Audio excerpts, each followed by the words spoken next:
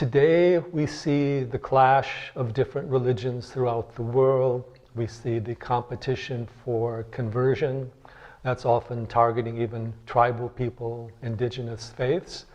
We see an attempt by certain religions to make the entire world follow them only and discredit other approaches as if they had some sort of monopoly on truth.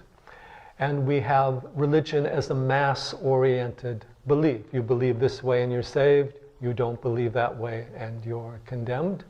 Well, the rest of your behavior may be negotiable, but the belief is not negotiable.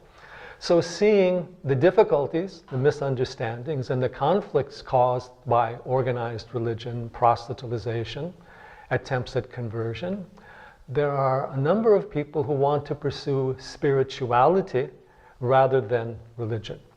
And by spirituality, they mean some sort of spiritual practice at an individual level, which may include mantra, meditation, which may include ritual, prayer, which may include all the different aspects of yoga.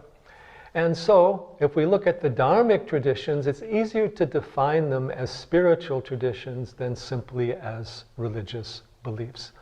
All the Dharmic traditions aim at sadhana through meditation for a direct experience of truth and tell us that at the end of all study and practice, the ultimate truth is experienced in silence.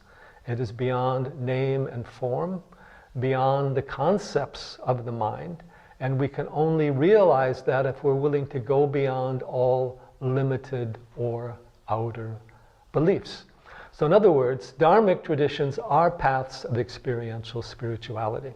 If you're interested in being spiritual but don't want to be religious simply in an outer sense, it is the Dharmic traditions, their gurus, and their sadhanas that have the most to offer.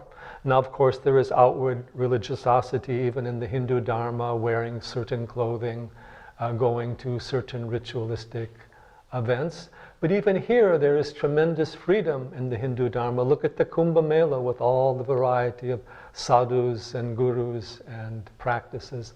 There is no enforced uniformity there. So we are now moving out of the era of organized religion and mass beliefs and salvation or spirituality, religion by proxy, into an era of experiential spirituality at an individual level, through which yoga and meditation are probably the key tools.